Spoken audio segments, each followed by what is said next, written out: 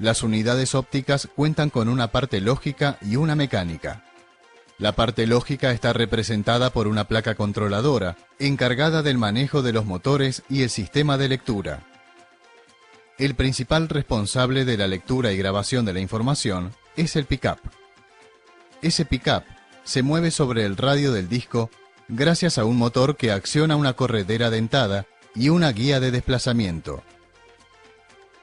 El giro del disco es también accionado por un motor unido a una rueda de sujeción.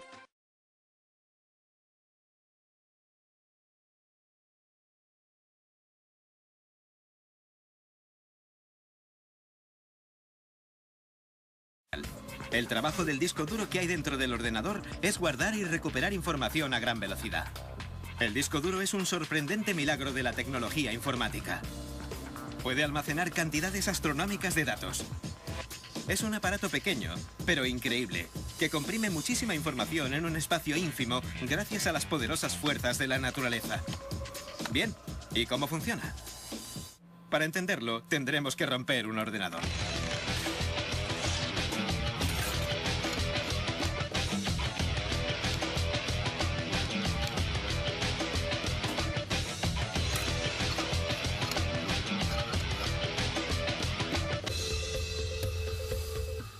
El disco duro tiene 5 partes principales. Un circuito impreso que recibe las órdenes del ordenador y controla el disco. Un motor eléctrico que hace funcionar el plato del disco duro a exactamente 7.200 revoluciones por minuto. El circuito impreso mantiene la velocidad constante. Y ahora viene la parte importante, los brazos accionadores que sostienen los cabezales de lectura y escritura. Los extremos de los brazos son abiertos porque justo en medio van las bandejas del plato. Pero los cabezales jamás tocan los platos. El espacio que hay entre los cabezales y la superficie del plato es 5.000 veces más delgada que un cabello humano. Los cabezales flotan en el aire que crean los platos al girar. Ese aire es esencial, ya que evita que los cabezales choquen contra el plato. Sería toda una catástrofe. Hablar de catástrofe no es una metáfora. A esta escala tan pequeña, el peso de los cabezales puede compararse con el peso de un avión 747. Un avión 747, con 100.000 pasajeros, volando a 100 kilómetros por hora y a una fracción de milímetro del suelo. No hay ninguna fricción que disminuya la velocidad, así que los brazos pueden mover los cabezales para escribir o recuperar datos hasta 60 veces por segundo. El motor que mueve los brazos es invisible porque es un sistema electromagnético impulsado por 2 fuerzas de la naturaleza, la electricidad y el magnetismo, que hacen que los brazos se muevan de delante hacia atrás por todo el plato a la velocidad de la luz. Después de hablar de los componentes, pasemos a los datos. Los datos se almacenan en el interior de unas pequeñas pistas concéntricas en la superficie del plato. Durante la fabricación se crean hasta 200.000 pistas en el plato. Cada pista está dividida en sectores. El mapa de las pistas y de los sectores que hay en el circuito impreso le dice al cabezal dónde tiene que leer o escribir exactamente la información. La superficie del plato es suave y brillante, pero si nos fijamos más de cerca, es algo más complicada. En la superficie hay una película magnética que memoriza toda la información. Los cabezales magnetizan las secciones microscópicas de la película y almacenan los datos empleando un código binario de unos o ceros. Cada 1 o 0 se llama bit. Los bits tienen más o menos valor según la orientación de su campo magnético, positivo o negativo. Pero es muy fácil acumular bits. Una fotografía de alta calidad puede medir 29 millones de bits y necesitar 12 secciones del plato.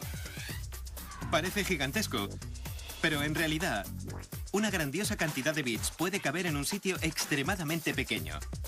Cada centímetro cuadrado de la superficie del plato tiene 31.000 millones de bits. Eso sí que es ahorrar espacio. Un disco duro almacena y recupera una gran cantidad de información a velocidades que desafían la comprensión.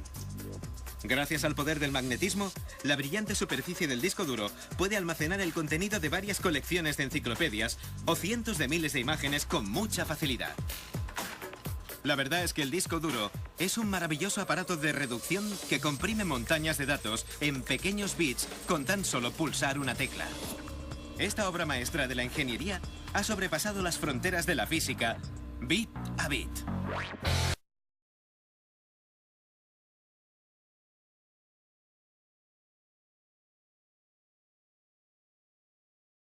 La fuente se divide en dos zonas, la etapa primaria y la etapa secundaria, ocupando ambas la mitad de la placa. La etapa primaria es la encargada de recibir la corriente de la red, para rectificarla y reducirla al valor de trabajo. La identificamos por encontrarse del lado en el que se conectan los cables de energía.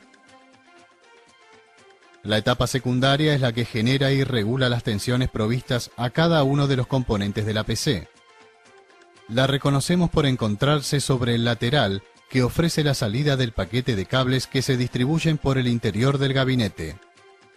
La etapa primaria cuenta principalmente con capacitores electrolíticos de gran tamaño, usados en la rectificación de la corriente de línea. Diodos que también forman parte de la etapa de rectificación, y los componentes que bajan el valor de la tensión, conocidos también como conversor DC-DC. En la etapa secundaria encontramos los componentes que regulan la tensión de los diferentes valores de salida, y aquellos encargados de la supervisión del trabajo de la fuente.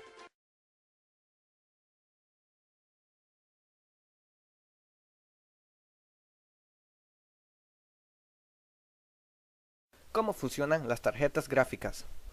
Las imágenes que vemos en los monitores de nuestras computadoras están compuestas por miles de pequeños puntos llamados píxeles. Estos son el resultado de la traducción de código binario compuesto por unos y ceros. La computadora controla el orden y la posición de los píxeles para crear una imagen, y esa es la función de la tarjeta gráfica.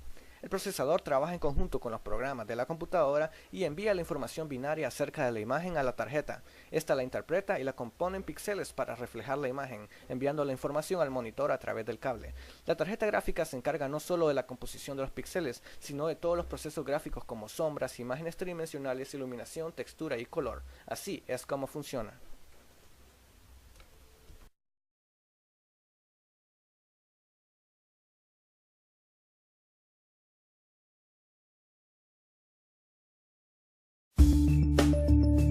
Hola, ¿puedes decirme qué es una tarjeta de sonido? ¿Quieres mejorar el sonido de tu equipo? ¿Grabar audios con más calidad? Entonces necesitas una tarjeta de sonido. ¿Qué es una tarjeta de sonido? Es un dispositivo que permite a tu ordenador procesar sonido, tanto de entrada como de salida. Gracias a ello podemos escuchar música, videojuegos o cualquier otro sonido. Generalmente vienen integradas en cualquier equipo. Básicamente, encontramos dos tipos de tarjetas. Las internas se conectan a la placa base, dentro de la torre. En la parte trasera de tu ordenador encontrarás los jacks o entradas de conector, donde podrás conectar los altavoces, los cascos o el micrófono. Las tarjetas externas se conectan al equipo por un puerto USB. Son tarjetas que ofrecen una mayor calidad y suelen ser utilizadas por profesionales que se dedican al mundo de la música. Las conexiones suelen tener los siguientes colores. Rosa para el micrófono. Azul claro es una entrada de línea para conectar la salida de otro dispositivo. Verde para altavoces en estéreo o altavoces de un sistema de sonido Surround 5.1 o 7.1. También sirve de salida para conectarse a un dispositivo y de amplificador externo o a unos altavoces con amplificador integrado. El color marrón o negro es para altavoces traseros con un sistema Surround 5.1 o 7.1. El color naranja para altavoz central en un sistema también Surround 5.1 o 7.1. Y ahora el color gris es solamente para altavoces laterales en un sistema Surround 7.1. ¿Sabías que inicialmente los ordenadores no fueron pensados para manejar sonidos?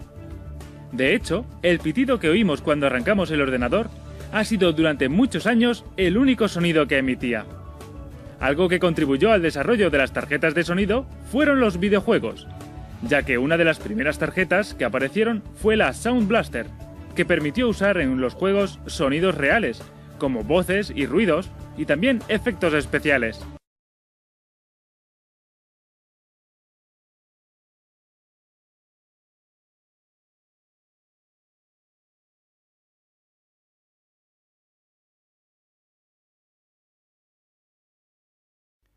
¿Qué es un procesador? El procesador es el cerebro de un computador. Es el chip que controla y ejecuta todas las tareas que hace tu PC. Es pequeño y poderoso. Mientras más núcleos tenga un procesador, mayor es la cantidad de tareas que puede ejecutar. Cualquier computador tiene varios componentes clave: el procesador, la memoria, el disco duro, el chipset y la placa wireless. El procesador es el que controla todo lo que pasa dentro de la PC. Esta tecnología fue especialmente diseñada para computadoras portátiles que requieren componentes pequeños y livianos. Además, brinda conectividad inalámbrica y ofrece un bajo consumo de energía, lo que te permite tener autonomía durante muchas horas. Todo esto es posible gracias al procesador.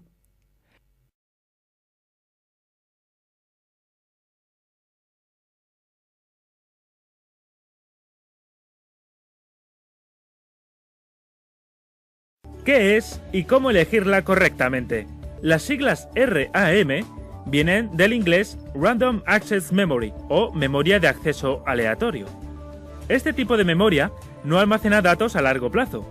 Su funcionamiento consiste en que el procesador o cerebro del ordenador le envía las órdenes a la RAM y ésta las almacena temporalmente. Las memorias RAM son las más rápidas que hay y las que menos consumen. Pero ten en cuenta que toda la información que pueda haber almacenado se borra cuando apagamos el ordenador. ¿Qué tipos de memoria RAM encontramos? Las memorias RAM más habituales son las siguientes. Según el tipo de ordenador, las memorias RAM DIMM son para ordenadores de sobremesa y las SODIMM para portátiles. Según la velocidad encontramos la DDR, DDR2 o DDR3. Pero, ¿cuánto necesito? Hay módulos de memoria de diferentes capacidades. Si eres un usuario normal, es decir, si vas a navegar por internet, leer correos, usar programas Office y poco más, tendrás suficiente con 4 GB de RAM. ¿Eres un usuario avanzado? ¿Vas a ver películas, usar videojuegos con buenas gráficas o utilizar aplicaciones de diseño gráfico, por ejemplo? Entonces, te recomendamos tener un mínimo de 8 GB de RAM en tu ordenador.